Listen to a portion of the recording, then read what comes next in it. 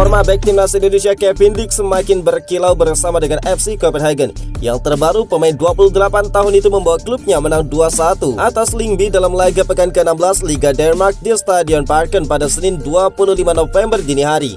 Kemenangan itu juga membawa FC Copenhagen nyaman di puncak klasemen sementara dengan raihan 30 poin. Bermain full 90 menit, Kevin Dix turut menyumbangkan assist untuk gol pembuka winger Robert pada menit ke-19. Sejauh ini pemain yang baru saja menjalani debut bersama timnas Indonesia itu telah mencetak 7 gol, 3 assist di semua ajang musim ini. 1 assist itu juga menandakan kondisi Kevin Dix yang benar-benar pulih dari cedera lutut saat melawan Jepang. Karena cedera tersebut, Kevin Dix bahkan harus absen di laga melawan Arab Saudi dan pulang ke Denmark lebih cepat.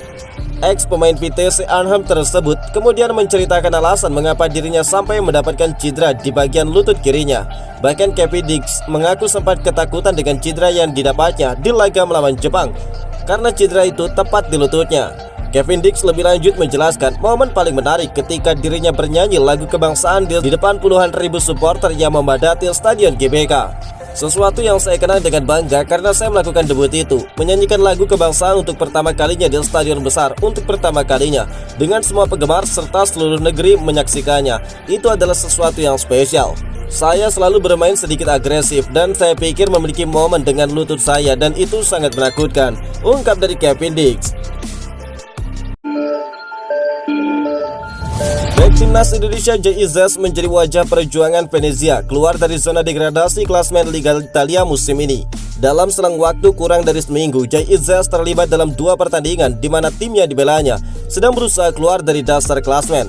Pada 19 November lalu, bek keturunan Belanda itu tampil memperkuat timnas Indonesia. Saat itu Indonesia sedang menjadi juru kunci klasemen grup C putaran ketiga kualifikasi Piala Dunia. Untuk keluar dari buntut klasemen, skuad Garuda dituntut harus menang atas Arab Saudi dalam pertandingan kandang di Jakarta. Jay Izzas dan kawan-kawan berhasil mewujudkan hasil yang dibutuhkan timnas Indonesia dengan mengalahkan Arab Saudi 2-0. Kiprah mantan pemain Go Ahead Eagles tersebut pastinya tidak luput dari pengamatan klubnya Venezia. Apalagi Ila Gunari sedang dalam situasi yang serupa dengan timnas Indonesia. Tim asuhan Di Francesco sekarang tengah berada di dasar klasemen Liga Italia. Mereka baru mengoleksi 8 poin dari 12 pertandingan. Namun Venezia punya kesempatan bagus untuk keluar dari ekor klasemen pada Selasa 26 November dini hari nanti. Mereka bakal menjamu sesama tim penghuni zona degradasi Lecce. Hanya unggul 1 angka dari Venezia, Lecce menempati peringkat ke-19. Kalau bisa mengalahkan Lecce, klub yang juga punya julukan Gli Arancione Roverdi akan langsung melesat seperti timnas Indonesia. Menyikapi situasi yang sedang dihadapi, Venezia tidak ragu untuk menjadikan Jay Izzas sebagai wajah perjuangan mereka keluar dari dasar klasemen. Foto Bang Jay dipasang paling depan dalam unggahan terbaru Venezia pada akun resminya di Instagram. Ketua Umum PSSI Erick Thohir menyatakan sebuah anugerah bagi timnas Indonesia ketika memiliki Jay Izzas. Bukan hanya untuk Indonesia, negara Asia lain pun bakal mendapatkan hal serupa jika memiliki pemain seperti Jay Izzas. Jay memiliki karakter yang baik, kepemimpinan yang luar biasa, serta permainannya menawan. Beberapa kali melakukan penyelamatan yang luar biasa. Jay juga berani berbicara dengan supporter, menjadi penghubung sesama pemain. Dia bermain di Serie A, liga nomor 2 di dunia, jadi dia pemain mumpuni. Kita percayakan jadi kapten. Namun saya tegaskan, sepak bola bukan permainan individu, tetapi permainan tim, ujar dari Erick Thohir. Media Vietnam menganggap timnas Indonesia yang tidak bakal diperkuat Martin Pas di Piala AFF menjadi sebuah kabar baik bagi para lawannya termasuk Golden Star.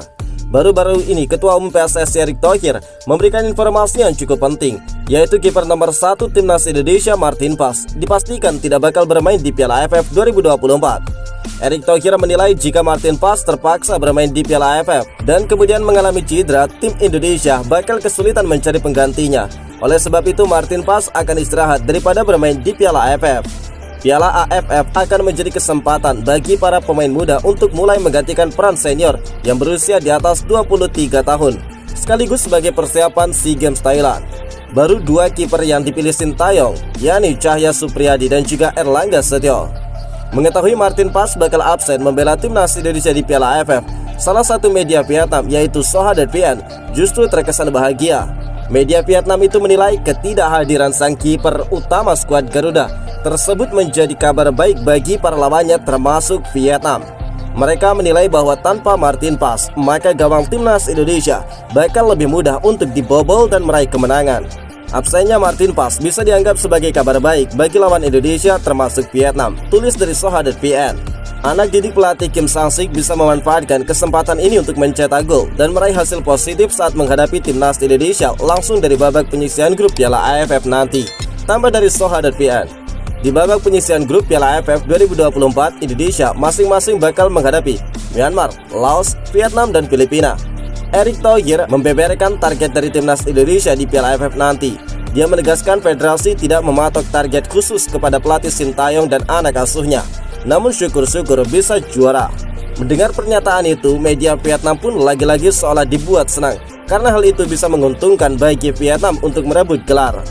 Terlihat bahwa tim Indonesia yang tidak terlalu mementingkan prestasi di Piala AFF juga bisa membuka lebih banyak peluang bagi calon juara seperti Thailand, Vietnam, dan Malaysia, ungkap dari Soha.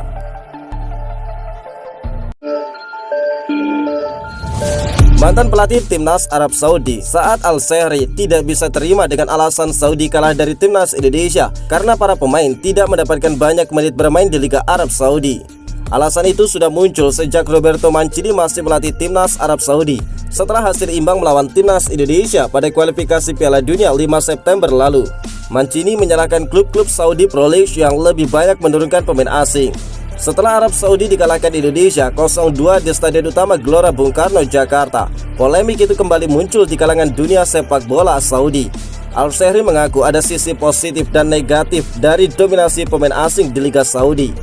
Saya yakin pemain lokal yang berprestasi bakal menonjol di dalam klub, dan kehadiran para pemain asing di dalam tim memiliki sisi positif dan negatif, ujar Al-Shehri.